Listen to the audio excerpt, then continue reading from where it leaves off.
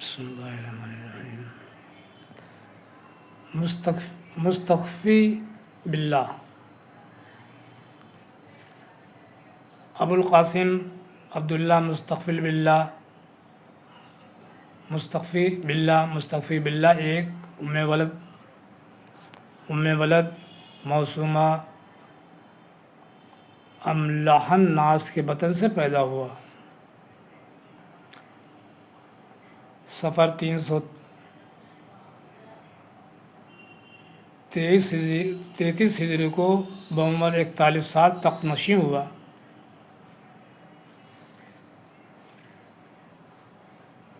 ابو القاسم فضل بن مقتدر باللہ بھی دعوے دار خلافت تھا اور وہ روپوش ہو گیا۔ مستخفی نے اس کو بہت تلاش کروایا مگر وہ ہاتھ نہ آیا۔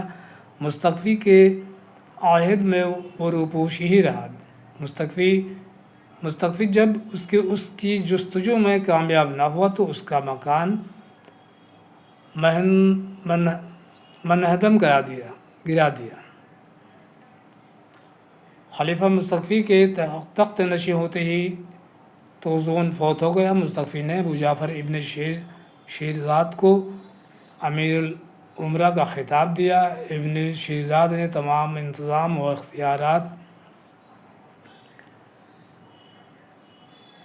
اختیارات اپنے ہاتھ میں لے کر بے دریغ روپیہ خرچ کرنا شروع کر دیا۔ خزانہ خالی ہو گیا۔ تمام انتظام درہم برہم ہو گیا اور چند ہی روز کے بعد بغداد میں چوریاں اور ڈاکہ زنیوں کی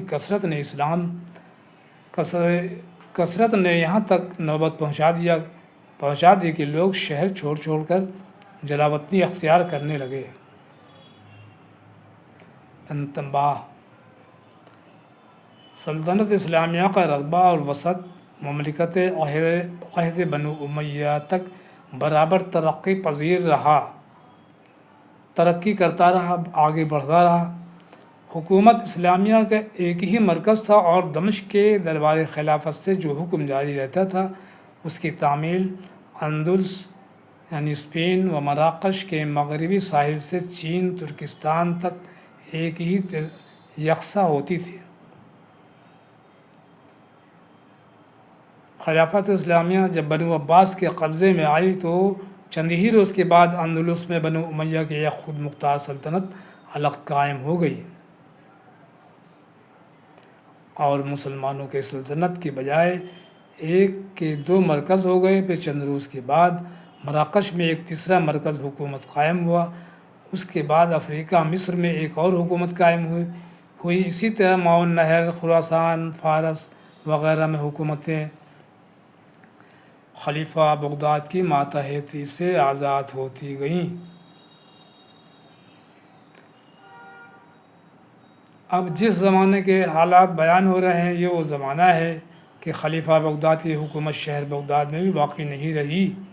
چند روز پہلے دجلہ و فرات کا دوآبہ خلیفہ کی حکومت میں شامل تھا، لیکن جب سے امیر الامراء کا عہدہ ایجاد ہوا اس وقت سے اس دوآبہ کی حکومت امیر الامراء کے ہاتھ میں ہوتی تھی اور برائے نام وہ اپنے آپ کو خلیفہ کا محکوم اور نائب کہتا تھا۔